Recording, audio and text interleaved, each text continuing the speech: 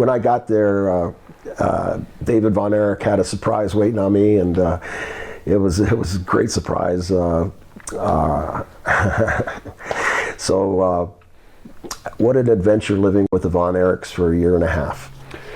And that's a good segue into that. I was going to ask you about that next, actually, because of course everybody knows about the reputation of the Von Erich boys.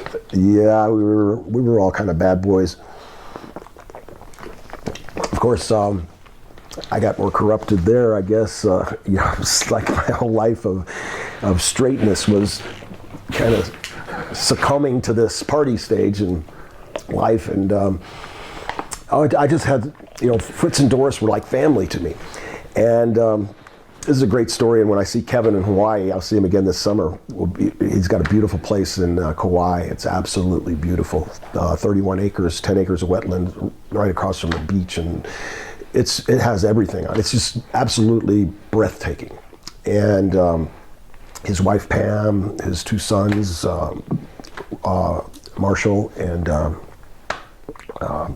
Ross, their wives, everybody's got the gardener, the groundkeeper. There's a whole bunch of houses, and he's made it really good. But back to Lake Dallas with the Von Erichs.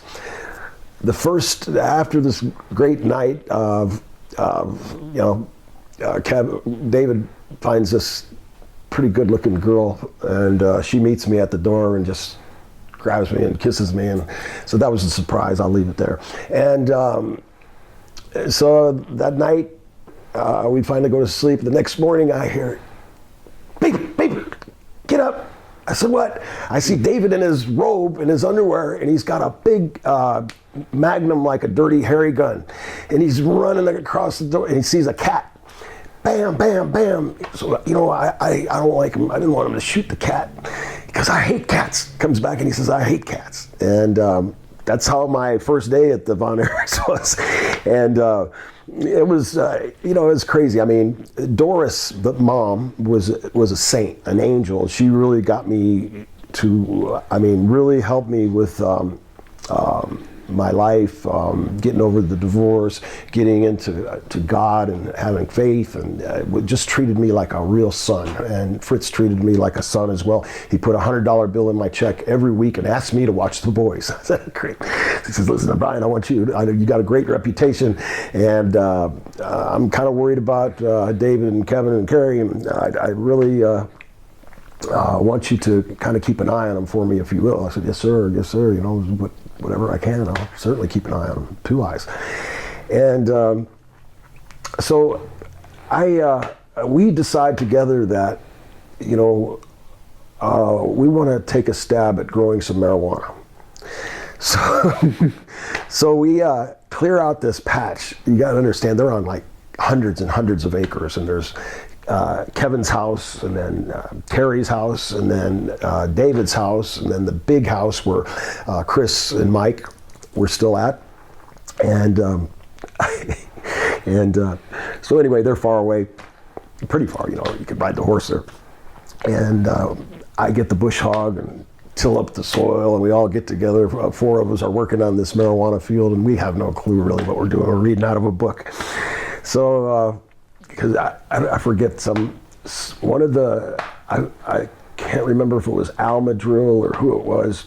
They were talking about pounds of pot in the locker room or something, how much the pounds of pot were. And so one of the boys get this get rich quick scheme, and so I'm all in.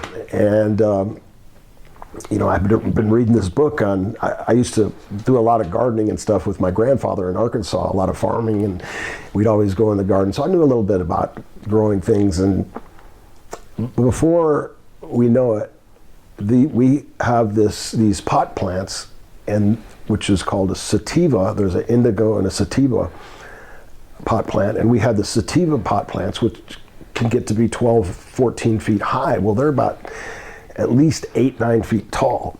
And I remember David, Carrie, and I put our arms, it took all of us to get our arms around one of these plants. And now here's about 100 plants of these things. A lot. So reading in the book, it says, don't water them for a few days before you're going to harvest them. I guess it makes the THC go to the buds or something like that. And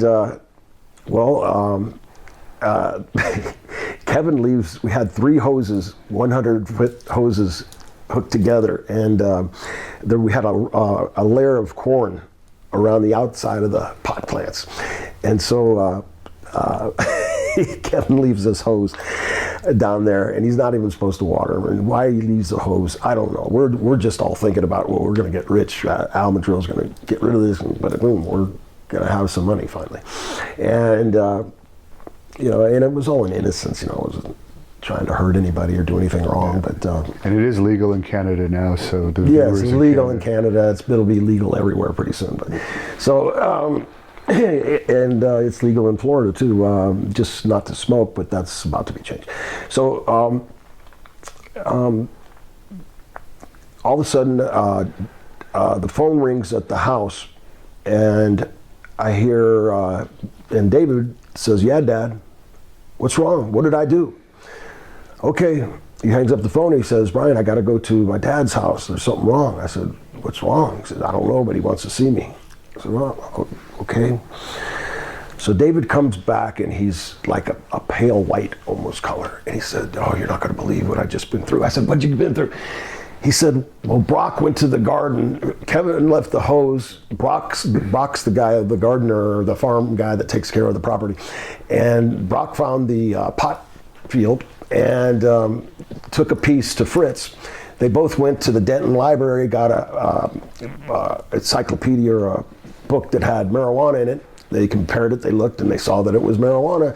So they called David over, and they explained how Brock found the hose leading to the marijuana, and was it your marijuana?" And David said, "No, it wasn't his. He didn't know how it got there." And so nobody fesses up, and Brock takes the bush hog and mows down every one of those plants to the nth degree. There was nothing left, and that was very disappointing for all of us at the time. So, but quite the experience, I will say.